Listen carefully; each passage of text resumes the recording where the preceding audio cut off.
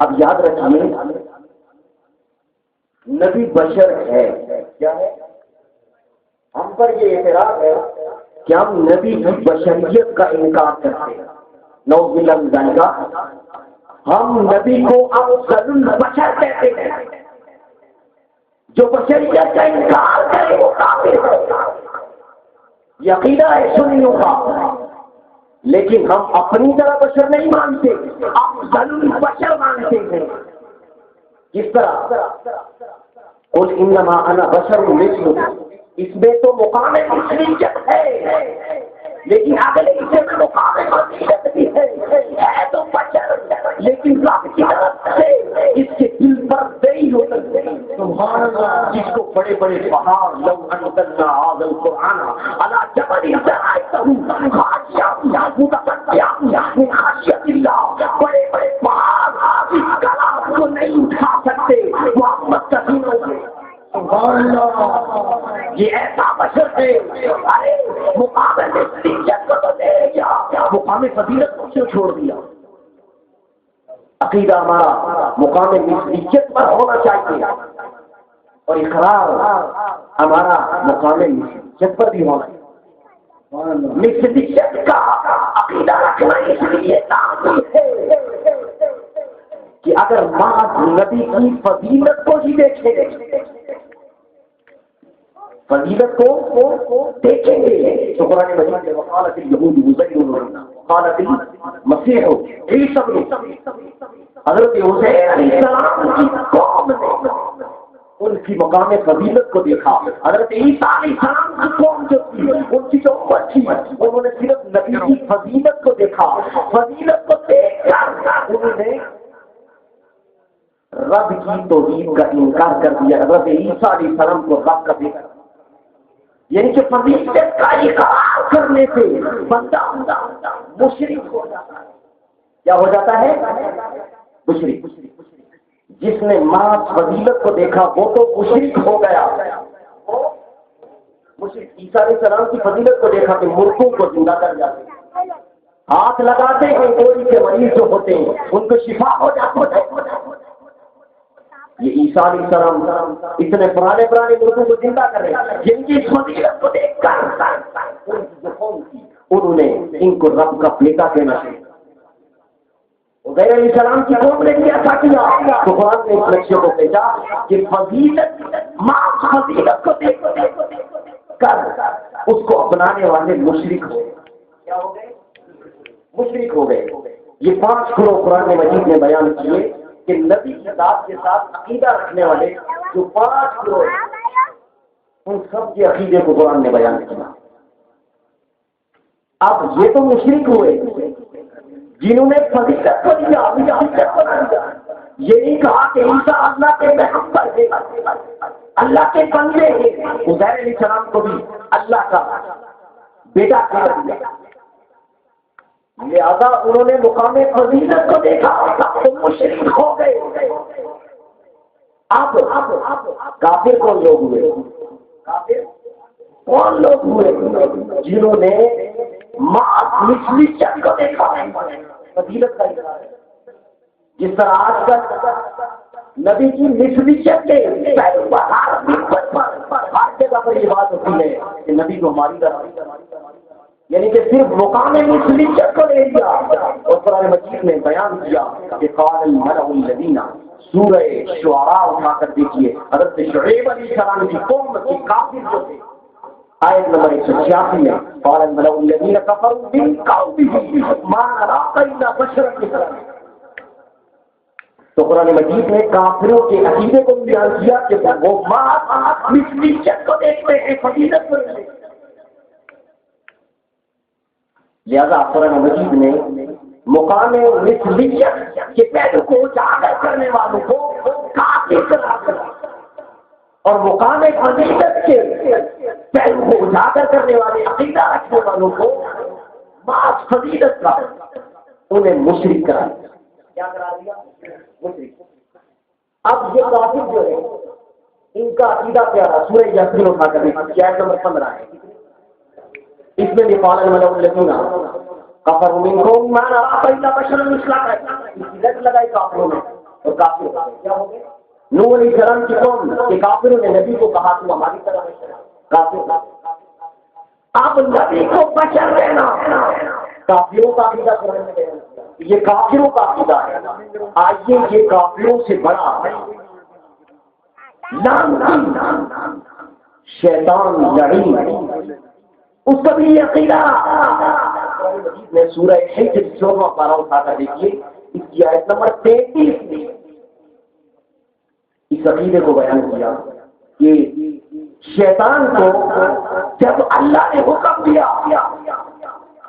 آدم کو سجدہ تو اس نے حقارت کی نظر سے نبی کو دیکھا اپنے سے سمجھا اور خلقتنی من نار وخلقتہ من طین میں آگ سے بنا ہوں آگ اعلیٰ ہے مٹی ادنا ہے. یہ تو مٹی سے بنا لیکن نبی کی مقام فضیلت کو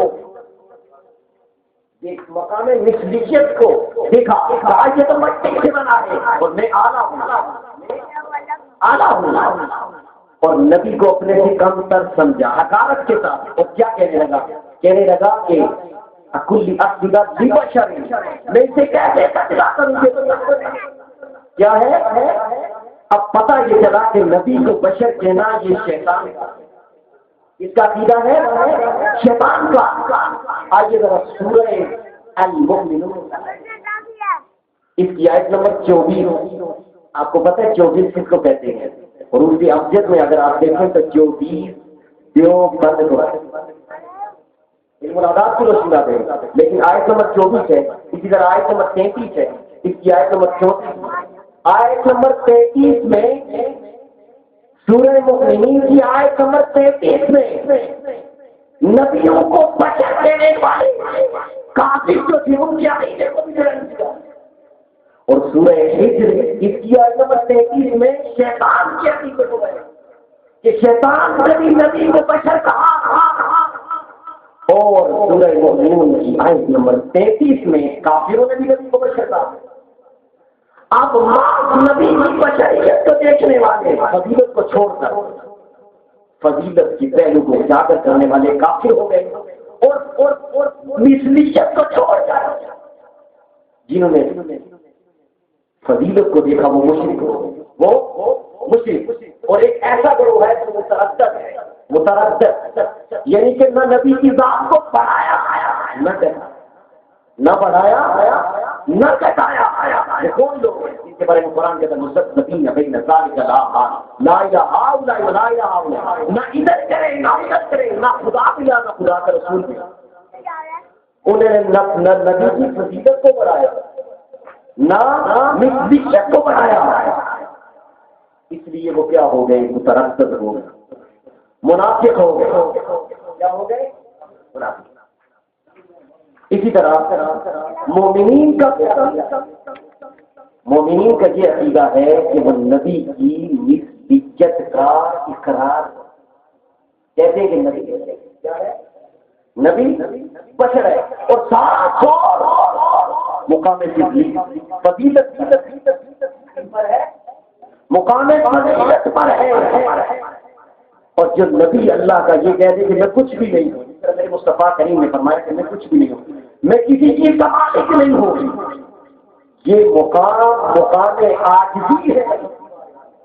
اور جو بھی اللہ کا پیغمبر ہوتا ہے وہ جب اللہ کی بارگاہ میں حاضر ہوتا ہے تو اس کے لیے کام نہیں ہوتا ہے تو رب کی بارگاہ میں یہ بتانے کہ میں ہونا میں کچھ بھی نہیں.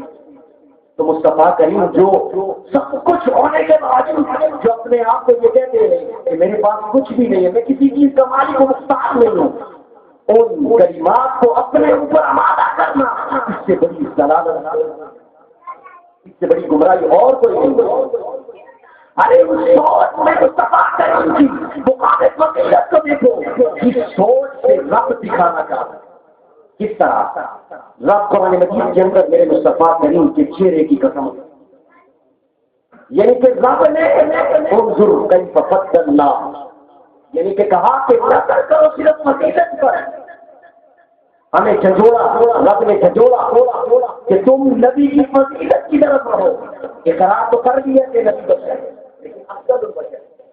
اب اصرار ہمارا مقام مثلیت پر نہیں مقام فضیلت پر ہونا چاہیے تھا. اس لیے قرآن مجید نے ان عقائد کو بیان کر کے اس چیز کو ثابت کر دیا کہ مومنین کا یہ عقیدہ ہے کہ وہ اللہ کے نبی جناب محمد رسول اللہ صلی اللہ علیہ وسلم کو الہ نہیں کہتے، رب کا معبود کہتے. کس طرح؟ جس طرح اللہ پاک نے مصطفیٰ کریم کے قدموں کی قسم اٹھائی، لا اقسم بہذا البلد. کیا کوئی انسان کسی کے لیے اس طرح کی قسم اٹھاتا ہے کہ جہاں پر قدم لگے میں ان جگہوں کی قسم؟ کتنا پیار ہے میرے اللہ.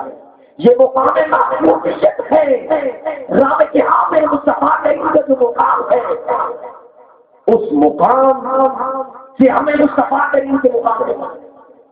اس طرح رب اپنے نبی کی مقام کو بیان کر کے ہمیں بتانا چاہتا ہے.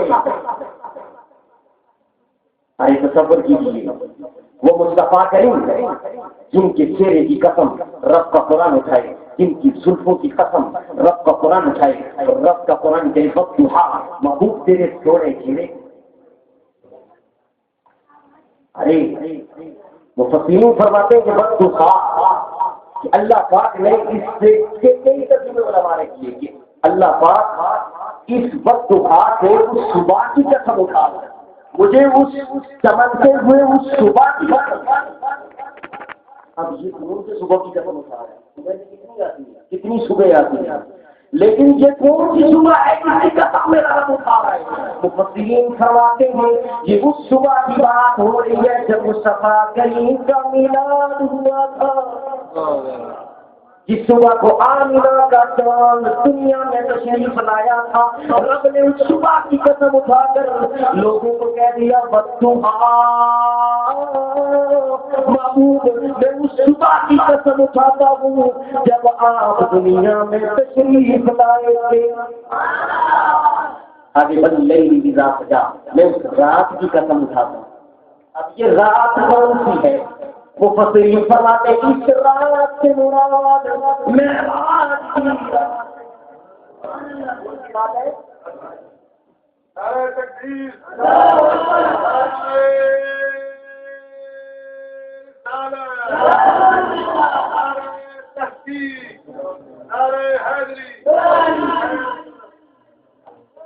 بھائی کتنا زور لگا رہا ہے، اتنی آواز کھینچ رہا ہے، بڑی مشکل سے میں آپ کے سامنے مرزاد پیش کر رہا ہوں. یہ قبلہ سید صدام حسین شاہ صاحب ان کی عقیدت تھی، مگر میں اتنا لمبا سفر کر کے آنا میرے لیے بڑا مشکل کام تھا، لیکن حضرت کی نگاہ تھی، حضور کی اہل بیت کے ایک افراد ہیں، اور ان کے در سے ہمیں جو کچھ ملا ہے آج آپ کے سامنے بیان کر رہے ہیں. یہ منبر مصلے اور مسجدوں میں خطاب کرنا، ہر جگہ حضور کا ذکر کرنا، یہ عام لوگوں کا کام نہیں ہے. ان لوگوں کی نظر ہوتی ہے تو ہم وہاں پر مقبولیت کا درجہ پا لیتے ہیں. تو ان کی دعا ہوگی تو انشاءاللہ میں کچھ پھر سنا دوں گا، لیکن یہاں ساؤنڈ کے بارے میں نے پہلے ہی بتایا تھا کہ میرے لیے بڑا مشکل ہوگا، کیونکہ یہ آواز کھینچ رہا ہے اور ذوق بھی نہیں ہے آپ کا. اتنا کافی ٹائم ہو چکا ہے، صبح 7 بجے